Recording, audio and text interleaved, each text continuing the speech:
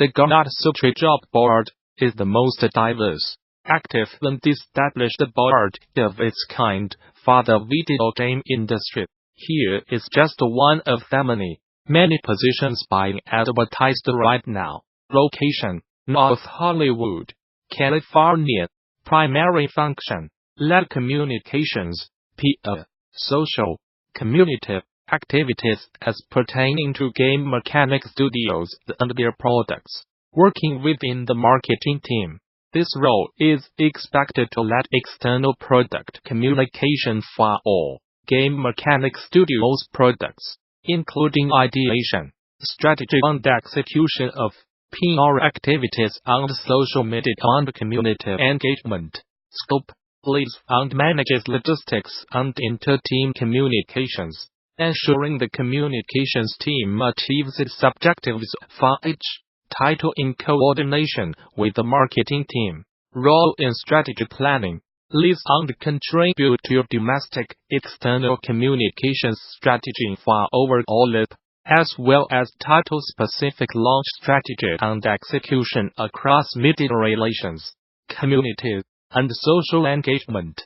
Knowledge problem-solving: capable of critical analyzing and solving communications problems with little notice, incorporating holistic knowledge and experience between media relations and community engagement with business goals, negotiations, interacts with internal and external partners, including first-party agencies and talent, peers and managers, to exchange information related to campaign strategy and execution. Assignment of work: receives work in the form of short, mid-term and long-term assignments that require proactive communication and knowledge of communication best practices. Oversight received: work is subject to a regular supervisory review at regular intervals. Operates within the context of generally defined procedures. Specific job duties,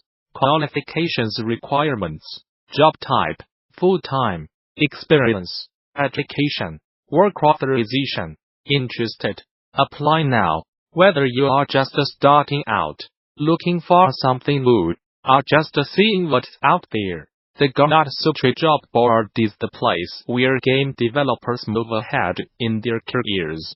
Gamasutra's job board is the most diverse, most active, and most established board of its kind in the video game industry, serving companies of all sizes, from indie to AAA. Looking for a new job? Get started here. Are you a recruiter looking for talent? Post jobs here. Art School is a game that puts you in an art school, giving you artistic prompts and grading you on your performance. It's built to inspire the player in moving past the daunting feeling of the blank canvas, helping them find inspiration through the game's places and paintbrushes.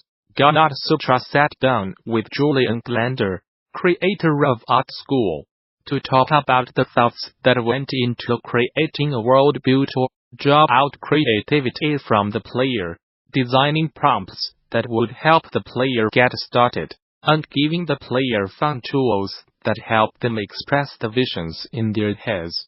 The game actually started last spring, as a completely different prototype about a girl driving around in a super cute pink car, searching for her lost dog in a pastel city space.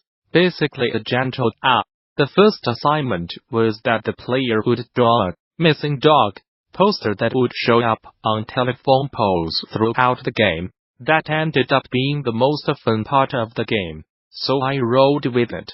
I really like the feeling of drawing with a chunky, pixelated digital brush, and it's something I have wanted to put into a game for years. As someone who works as an illustrator animator, drawing and creativity and the process of art making art is a big focus of mine, and I think those themes have been traditionally underexplored in games. There are a few standout examples that I kept thinking about, like Mario Paint and Pokemon Snap.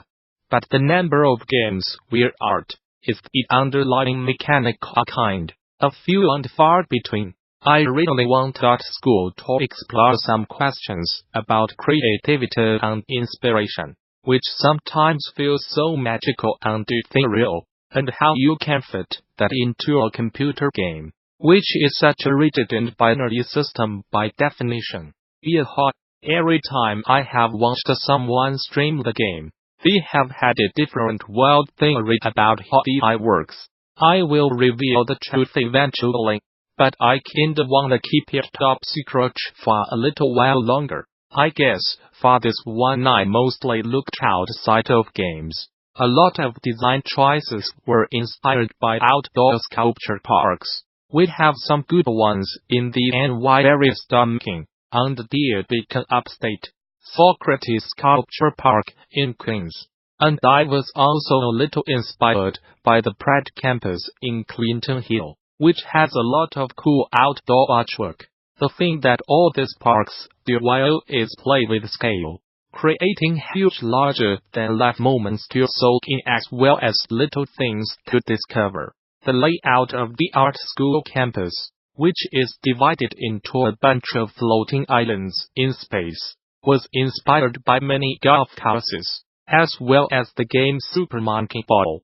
I love how in both of those scenarios you have an area that you are supposed to be focusing on, but you can see other parts of the game in the distance.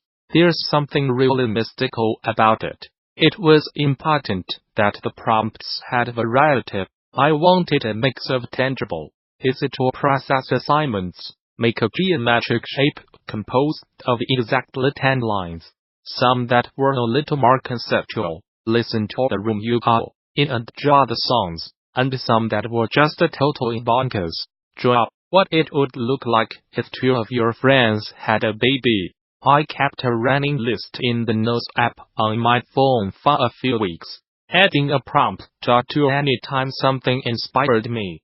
I was really inspired by a book called Drop It With Your Eyes Closed, The Art of the Art Assignment, which contains interviews and essays from a ton of working art professors. I read this book about 5 years ago, but I was scared to read it again as I made the game, because I thought it might influence me too much. So I kind of have remembered it. The biggest influence on this game is probably the 90s classic Kid Pix, a kind of lo-fi wacky drawing program. A kiss with a lot of personality. Some of the brushes, like the stamp and whittle brush, are lifted directly from there, but a bunch of different project ideas came together into art school. I really do not love sketching, but it's a crucial part of working as an illustrator. So a few years ago, I had the idea of making an internal app that had better sketching tools specifically tailored to my process. The Shape Maker brush, which turns any squiggle into a geometric shape, is a tool that I originally played around with for that project. The idea of art school was that the game would give someone just enough constraints to get over the fear of a blank canvas. The limited colors, brushes, and a specific prompt are all designed to come together into a jumping-off point. From there, it's really up to the player how they want to engage. I like to listen to shoegaze and dream pop while I am working on my art. I think there's something about the dreamy tones and layers of noise that make it really good for focusing. So, that was a big influence on the soundtrack, with the dreamy washed-out guitar chords and droning synths. I was also a little bit scared of doing a soundtrack that sounded too origami, whatever that means. In my mind, the game already has kind of a 90s look to it, so I thought the bleepy bloopy chiptune sound would be overkill. A big theme in the game is automation, so it made sense to automate some elements of the music. I used GarageBand's Magic Drummer to auto-generate the beats based on a set of parameters, as well as a lot of randomly generated arpeggiators, and of course the Vocaloid, which is a computer singer, in preparation to reveal a new lineup of games. The French indie publisher Playdius announced earlier today that it has rebranded as Dear Villages. The publisher is well known for its catalog of games, including the Basket-nominated Bury Me, My Love, in addition to Normal, Lost Phone and The Gate of Eternity. Dear Villages is the publishing branch of Plugin Digital, which recently raised $25 million in investment from Inter-Investor Capital.